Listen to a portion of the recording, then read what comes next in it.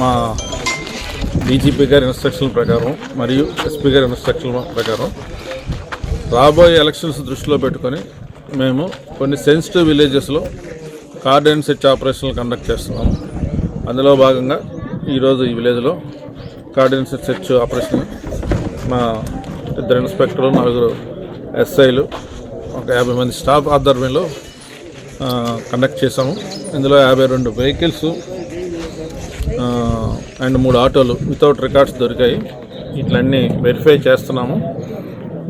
కాకపోతే ఈ illegal arms కానీ ఆర్ ఎక్స్ప్లోజివ్స్ కానీ ఆర్ గాంజా కానీ వీటి మీద కూడా మాకు మెయిన్ ఫోకస్ ఉంది. ఈ ఏరియాలో అదృష్టవశాత్తు అటువంటివి ఏమీ లేవు. అదేవిధంగా యూత్కి కూడా కొన్ని విషయాలు చెప్పాము.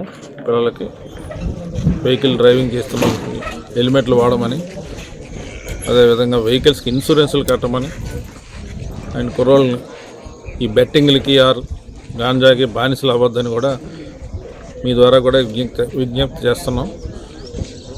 ఈ వెహికల్స్ అన్నింటినీ వెరిఫై చేసి రికార్డ్స్ లేనివన్నింటినీ సీజ్ చేసి కోర్టులో పెడతాము. ఎంవీ ఫైన్స్ ఉన్నట్లకి చలానాలు రియలైజ్ చేస్తాం.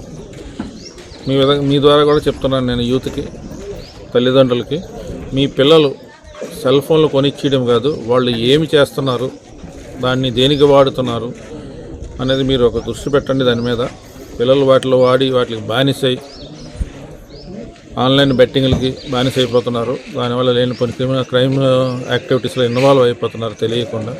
అదేవిధంగా మీ పిల్లలతో ఉన్న సర్కిల్ ఎలాగుంది, ఫ్రెండ్స్ ఎటువంటి వాళ్ళు, వాళ్ళకి ఎటువంటి హ్యాబిట్లు ఉన్నాయి, పిల్లలు ఎటువంటి హ్యాబిట్లకు అలవాటు అవుతున్నారు. ఈ మధ్యకాలంలో మన ఆంధ్రప్రదేశ్ని గంజాయి రహిత రాష్ట్రంగా చేయాలని రాష్ట్ర ప్రభుత్వం నిర్ణయించుకుంది. దాని గురించి ఈగిల్ అనే ఒక ప్రత్యేక బ్రాంచ్ని ఎస్టాబ్లిష్ చేశారు. వాళ్ళు మేము కూడా ఆ దిశగా ప్రయాణిస్తున్నాము. అందువల్ల తల్లిదండ్రులు కూడా మీ పిల్లలు ఏమి చేస్తున్నారు అది మీ బాధ్యత. పిల్లలకు అడిగినవన్నీ కొనిచ్చేయడం కాదు, వాళ్ళు ఏమి చేస్తున్నారు అన్నది కూడా మీరు చూస్తూ ఉండాలా.